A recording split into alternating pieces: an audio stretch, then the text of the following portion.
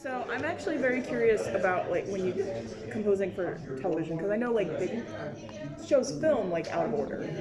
Do you try to compose in a particular order, or do you just whatever comes to you and you just go off? I mean, almost every week, we do a spotting session, and basically, it's the whole team, people from the studio, music supervisors, editors, showrunners, whomever needs to be a part of the musical conversation, and music editors, and so we do that in order. Essentially, I guess occasionally they switch an episode around, but usually it's pretty chronological, and so each week or week and a half, depending. We started with having that big meeting, and they're on Zoom now because of the pandemic. And so we start with that, and we go through the episode, and I get my marching orders basically, and throw out any ideas that I might have, like reacting to the footage together, and then we go from there. And I think because it's network TV, the timeline's very fast, so it's sort of like, okay, like go team, break, like high five, see you next week. Yeah, and it's like, all right, I will have I usually give my music editors, who are really awesome from McD, I usually give them a heads up, like, I think I'm going to have a first pass of the score by Friday, so, like, just so you know, and it helps keep me on track, too. You've been tapped as the composer for Gutsy, and congratulations on that role. Thank you. What does it mean for you to be a part of that project, incredible women journeying to tell the stories of other incredible women? So much. It's so meaningful to me. I was, really hoping 2016 was going to go differently.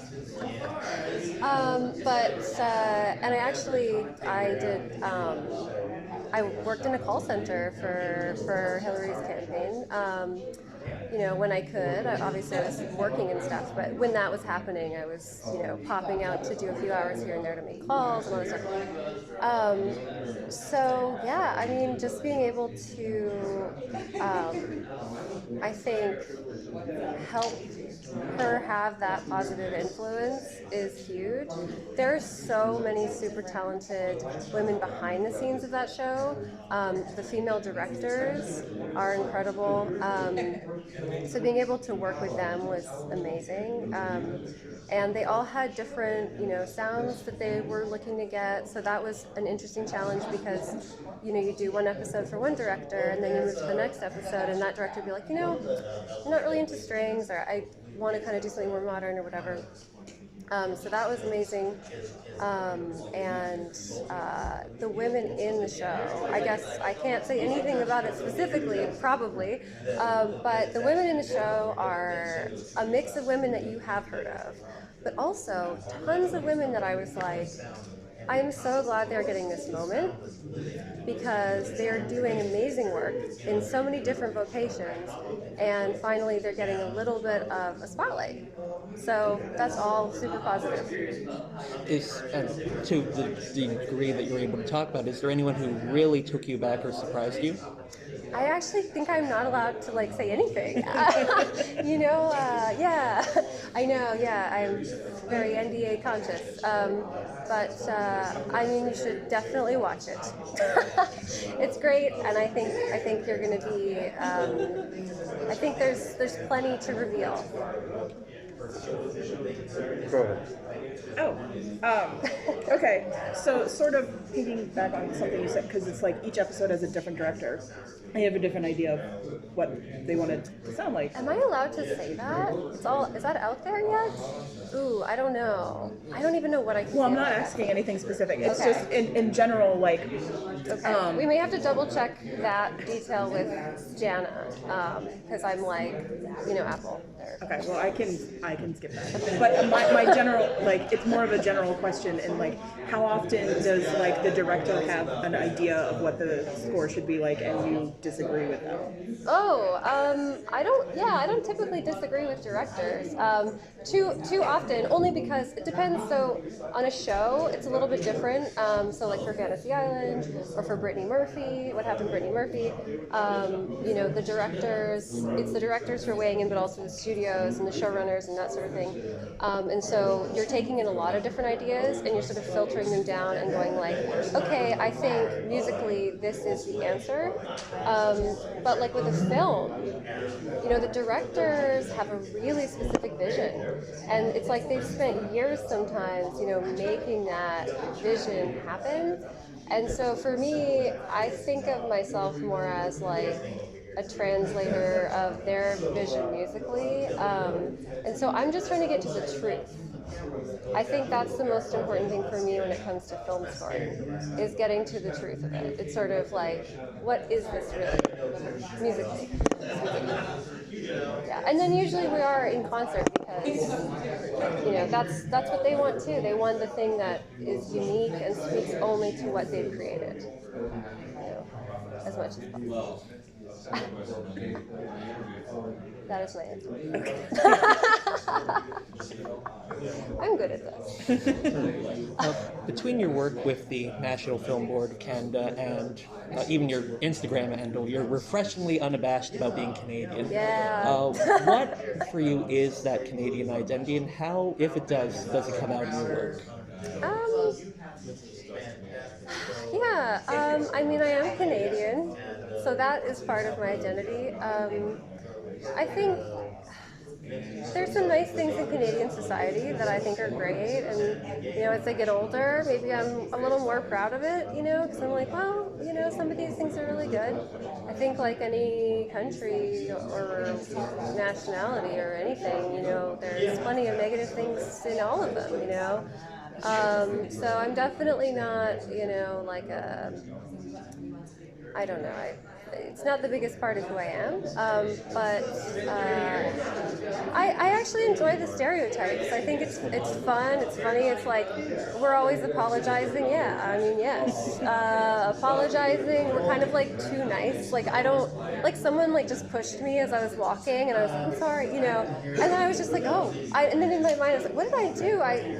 I hope I wasn't walking in there, like, you know, and it's sort of, we do have this kind of, you know, I think that's sort of our Canadian personality that we share, which is that sort of self-deprecating, overly apologetic thing, but with it, though, a sense of humor, and I think there's something kind of funny about just being like, Canada, you know, it's just such a sort of, it's like being like really excited about like cheddar cheese, you know, it's just sort of like nobody hates it, nobody is like, wow, you know, it's just sort of, it's just pretty good, and I'm okay with that, yeah. However, you know, I have lived here for 17 years, and if it hadn't been for me coming here, you know, I don't know that I would be able to have done the things that I've been able to do in my career, and so I'm sort of really grateful for the like American industriousness that I see in this culture, you know, and so yeah, I don't know. It's a Canadian answer for you. As a proud Canadian, I hear you. Are you Canadian too? Yeah, we'll talk later. Yeah, I'm like, ooh, I don't want to throw America under the bus though. It's like, same hat. Yeah, I'm Got like, the passport.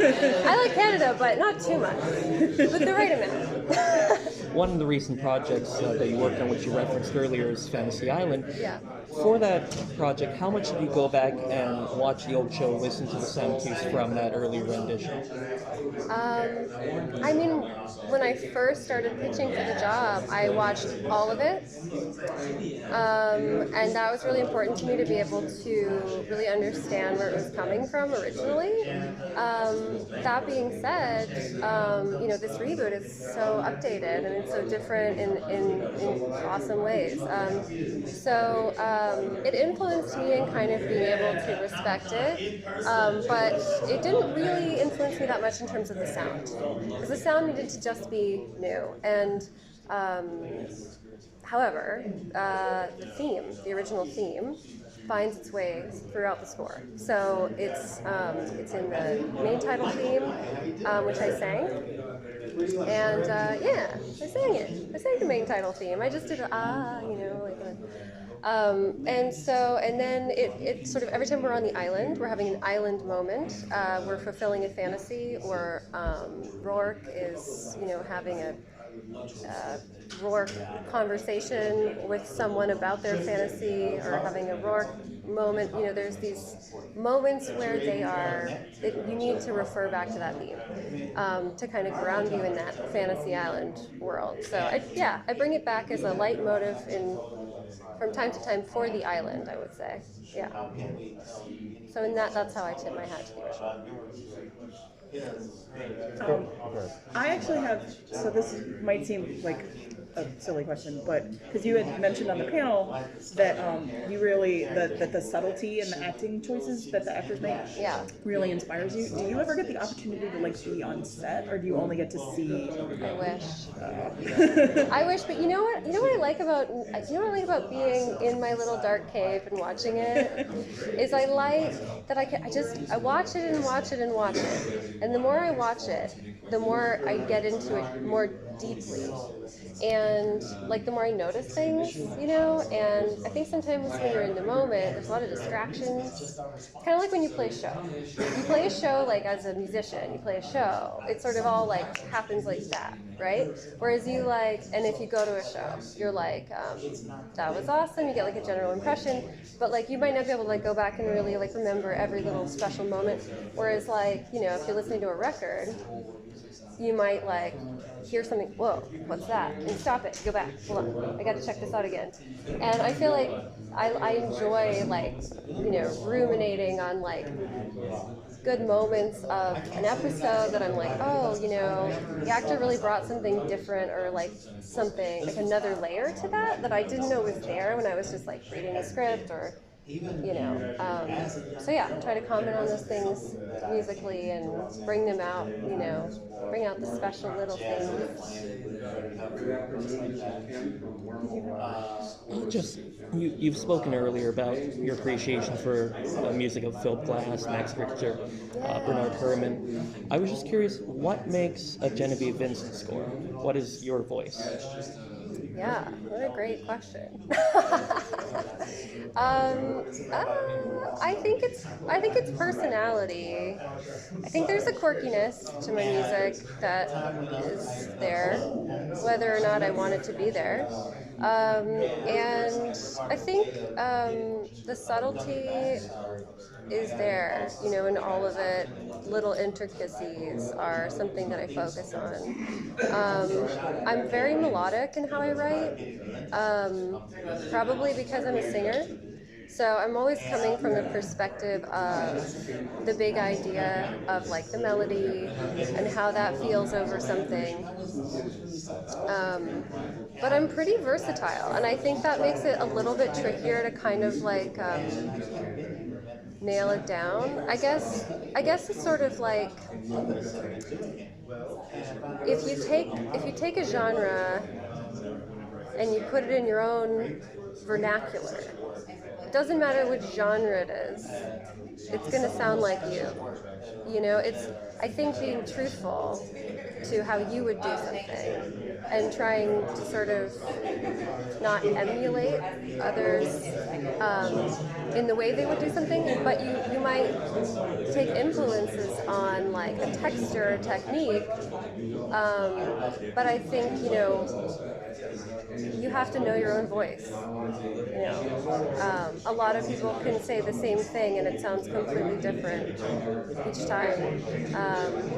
So I think part of it is just knowing yourself, and then just, for better or for worse, speaking in your own words. If that makes sense.